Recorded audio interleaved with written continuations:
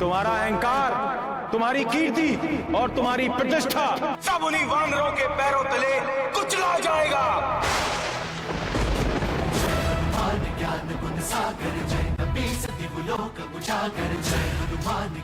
वानर ही तुम्हारा सारा ऐश्वर्य और तुम्हारी पाप की लंका को जलाकर भस्म कर देंगे।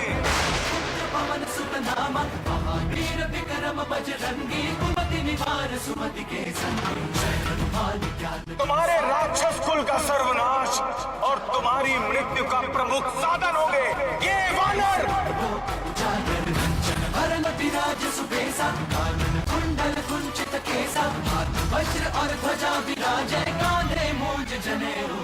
कभी लोगों में तुम्हारी निंदा होगी और जिस वानर रूप को तू तुच्छ मानकर अपमानित कर रहा है, वही वानर रूप यशस्वी होकर भक्ति और पराक्रम की मूर्ति बनकर सर्वत्र पूजा जाएगा। ये मेरा श्राप है तुम्हें, मेरा श्राप है तुम्हें, मेरा श्राप है तुम्हें, मेरा श्राप है तुम्हें।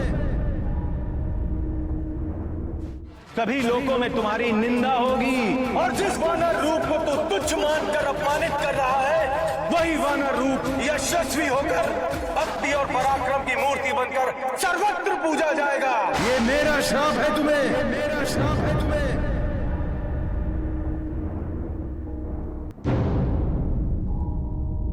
ये गूंज कैसी है प्राणनाथ? यह सत्य और न्याय की गूंज है प्राणप्रिय। हमारे सर्व समर्थ भक्त नंदी ने एक अशिष्ट को उचित दंड दिया। अपने परम प्रिय भक्त नंदी के इस वचन का मान रखने के लिए भगवान भोलेनाथ ने बजरंग बली हनुमान के रूप में जन्म लिया और मर्यादा पुरुषोत्तम श्री राम की वानर सेना का नेतृत्व किया और पाप की लंका जलाकर भस्म करने का वचन तो शिवांश महाबली हनुमान ने स्वयं ही निभाया। इस प्रसंग में एक और ध्यान देने योग्य बात है। वो क्या हृदयनाथ?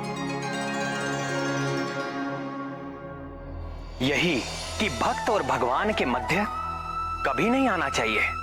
विशेषकर भक्त वत्सल भगवान भोलेनाथ और उनके परम सेवक नंदी महाराज के बीच तो भूल कर भी कभी नहीं।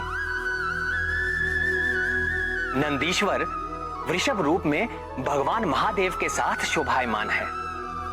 जिस प्रकार गौ माता पृथ्वी का प्रतीक है, उसी प्रकार वृषभ रूप नंदी धर्म का प्रतीक है।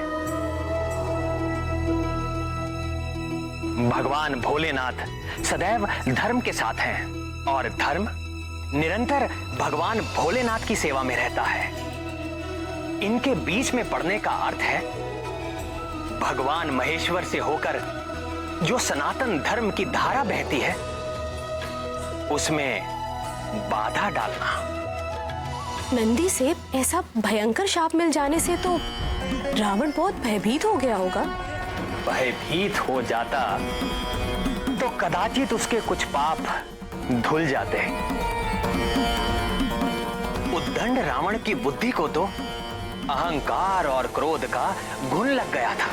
अरे मूर्ख, तू ना आलसी बैल बन सका ना विधिवत वानर। तू क्या समझता है मैं तेरे तुच्छ शाप से घबरा जाऊंगा? वानरों से भयभीत होकर प्रार्थना क्षमा प्रार्थना करूंगा। तूने अभी मेरी शक्ति देखी नहीं है, परंतु तुझ पर बल का प्रयोग करके मैं अपनी शक्ति को व्यर्थ नहीं करना चाहूंगा। तेरा अस्तित्व तो वैसे भी तुच्छ और नगण्य है, पर अब मैं उसे अर्थहीन बना दूंगा। तो यहीं खड़ा रह और देख, मैं तेरे सामने से ही संपूर्ण कैलाश पर्वत को यहां से उखाड़ कर अपनी राजधानी लंका ले जाऊंगा।